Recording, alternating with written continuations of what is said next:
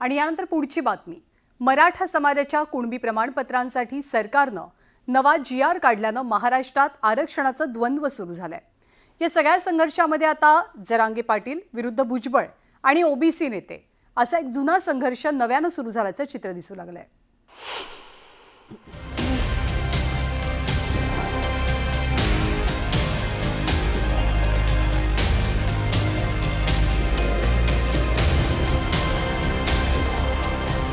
मराठा समाजासाठी सरकारने GR काढल्यानंतर पुन्हा एकदा महाराष्ट्रात आरक्षणाचं रणकंदन सुरू झालंय।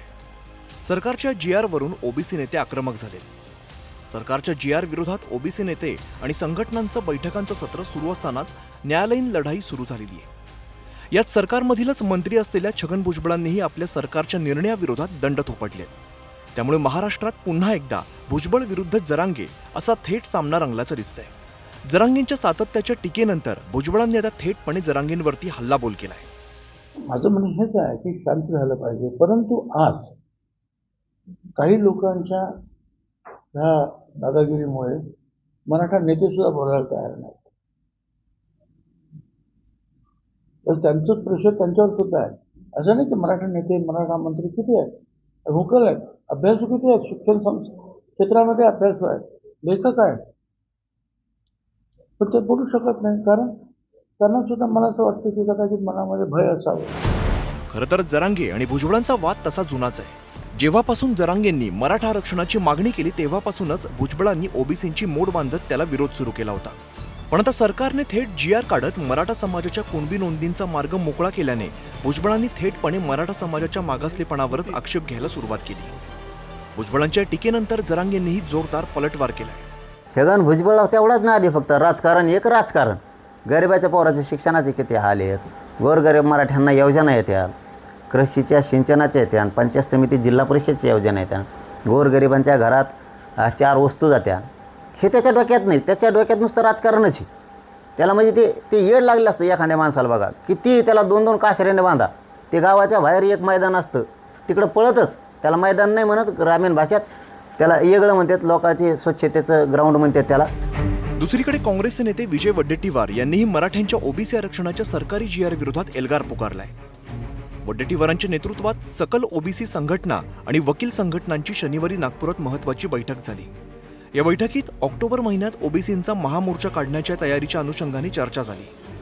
तसंच न्यायालयीन लढाईचीही तयारी केली जाते।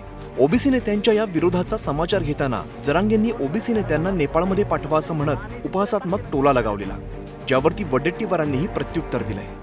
त्याला संस्कृती कळती का? ती इथं नाहीच पाहिजे बघा, तिकडं पाहिजे, नागालँड तिकडं नेपाळ असल्या इकडं पाहिजे, तिकडच्या लोकांत शोभत होती। आता त्यात लावलाय काळा भांगार, तिकडच्या लोकांत शोभत होती, तिकडच पाहिजे जाणार, इकडं काही कामाचं नाही। त्याला संस्कृती कळती का? त्याला गोंधळ म्हणतात का?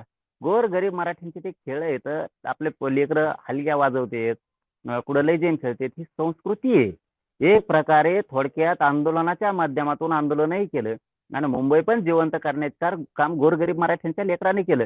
याला गोंधळ कशाला म्हणजे हेच कळत नाही। याला पिऊन गोंधळ घालाय सवय, ते गोंधळ याने बघितले असतील। याला हे आपल्या महाराष्ट्रात शोभतच नाही बरं, याला संस्कार संस्कृती काही कळतच नाही। याला गोंधळ कशाला म्हणजे हेच कळत नाही। याला पिऊन गोंधळ घालाय सवय, ते गोंधळ याने बघितले असतील। याला हे आपल्या महाराष्ट्रात शोभतच नाही बरं, याला संस्कार संस्कृती काही कळतच नाही। कोणाला नेपाळला सोडायचं आहे, कोणाला हे करायचं आहे, जरांगे कोण ठरवणार? OBC चळवळीमध्ये जो काम करेल त्याला जर परदेशात पाठवायचं असेल तर काय एकट्या जरांगेलाच महाराष्ट्रात राहायचं आहे? त्यामुळे अशा प्रकारचं वक्तव्य करणं मनोज जरांगेंनी टाळलं पाहिजे। आपल्या हक्काचं कोणालाही मागायचा अधिकार आहे। जर आम्ही OBC आहोत तर आमच्या समाज बांधवाचं संरक्षण त्यांच्या न्यायिक आणि संविधानिक